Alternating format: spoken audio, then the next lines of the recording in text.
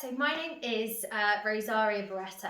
I am a 2018 exercise and fitness management graduate, and I did my so it was my professional development unit, and I did a self-employment placement, and I guess I was one of the first people to take that route. So I was a bit of a pilot, a bit of a guinea pig when it started, and it was a very, very beneficial kind of decision that I made. Despite being one of the first people to do it and kind of having to take the reins and not have anyone really guide me.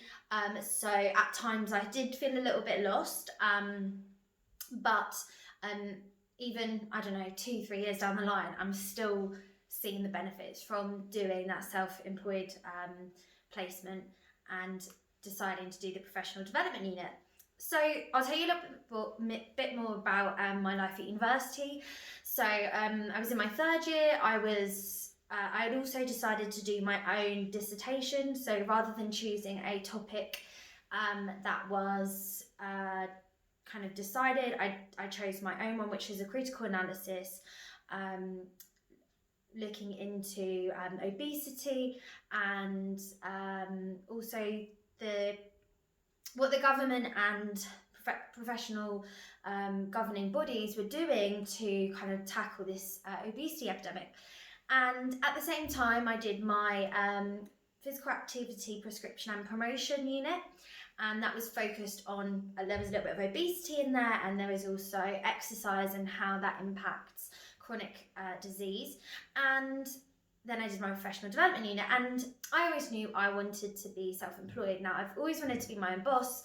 I have always seen myself as running a business.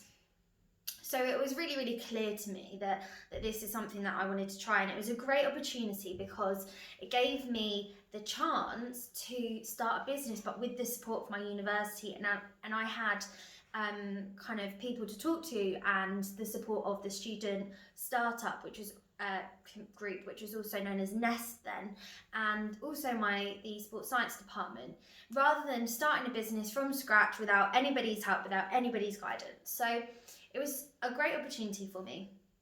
I started off basically starting my own business, and I decided, so I chose a business name, I created a Facebook page, I went on to Gov.uk to sign up my business. I think it cost me something like £13 to do, and then started a business basically. And one of the first things I did was start a group exercise class. We're a boot camp style within the sport and rec department, so using one of the studios there. I also went on to do one-to-one personal training, so it was the first time I'd got to actually use the qualifications I'd gained during my degree. So I did my gym instruction level 2 and my personal training level 3 in year 1 and 2 of university. So I was able to use kind of all these skills that I'd developed over the years, and I guess the most challenging aspect for me when it was starting a business was all the other things. So I kind of knew how to run a session, I knew how to write a fitness program, I knew how to demonstrate a perfect squat and things like that. It was more the other things, the other aspects of business that I struggled with and I learned from, and this kind of looked under the sales and marketing. So I did actually do the marketing and sales unit. I can't remember what year it was. I might have done it in all 3 with Mike Rayner and Beth. I can't remember Beth's surname, sorry. Sorry, Beth. So I did do that, but I guess the thing with university is it doesn't actually teach you how to necessarily develop a marketing strategy or what you need to do to run a business and market your business in the health and fitness industry and things like that. So I really had to learn from scratch, and I had to do lots of workshops and learn about accountancy and managing my taxes, and I also had to know what it meant to start a business without any money. So I was a student. I didn't have any like a budget pot to start with, say £3,000 to be like, right, I can spend this on a marketing strategy. I can spend this on renting a hall. I could spend this on travel and food expenses, or whatever it was.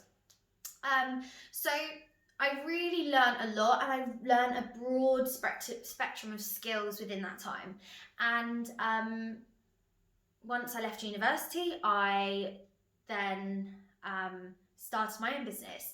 So with that professional development unit, I got a first in it. I did really well, and all of those things are really, really good.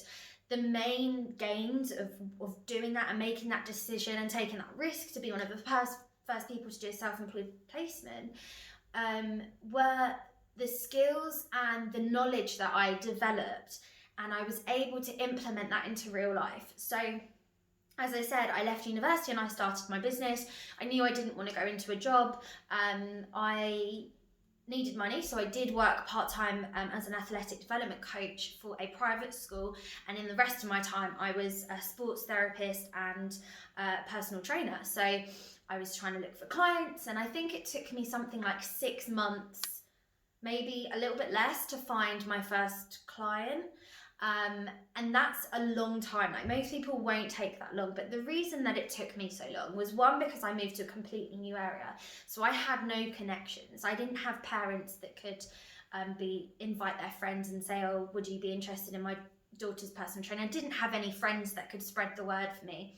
I was in a completely new place. I didn't have any friends. I didn't have any colleagues or anything like that. So it was really hard for me to start a business, especially in a new area, and an area that I didn't even know locations.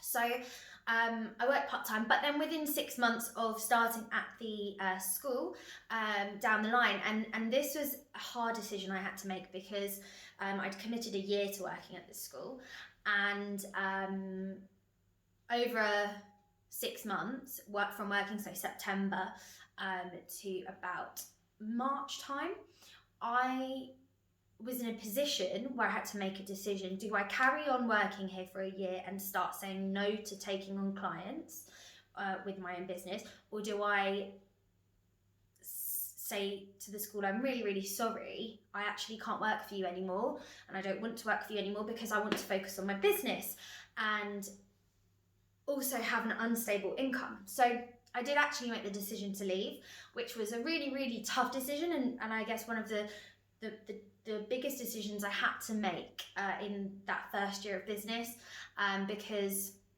there was so much financial uncertainty. When I was working at the school, I knew I was going to be getting enough money to pay my bills and have enough money to kind of enjoy life. Whereas if I go full self-employed, some weeks I might not have clients, some weeks I might. But I made the decision, and it was the right decision. Now, looking back at it, at the time it didn't feel like it, but it was. And from the skills I learned in the professional development unit, such as marketing and sales and all those other aspects of business, I was able to really grow my business at a good rate from that point. And so I was full-time self-employed, and I guess I would say it took me about 1.5 years from graduating to really relax and not worry about, am I going to be getting enough money today? And I remember I used to count how many clients I'd have to know how much money I'd get per day, and if I wasn't going to be reaching, let's say, £100 a day, I'd be panicking. I'd be like, oh my gosh, where am I going to get this money from? So I guess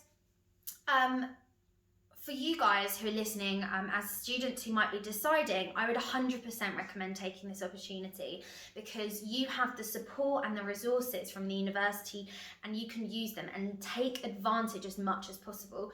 I had graduated, what year is it? 2021, so 2.5 years ago, and I am still using the university. I'm still have a great connection to the student startup hub, employability, obviously Andy, and then other lecturers in the department who I'm regularly communicating with. So it not only developed my business and the knowledge and skills surrounding that, but it developed me as an entrepreneur, and that networking that's really, really beneficial when you start a business. So if you are doubtful, I would just say take the risk. Even if you come out of your professional development unit thinking that wasn't the right decision for me, it's absolutely fine. At least now you know you've had a safe environment to try and start a business or see if that's the right route for you, rather than going out all by yourself and not having those resources and that support.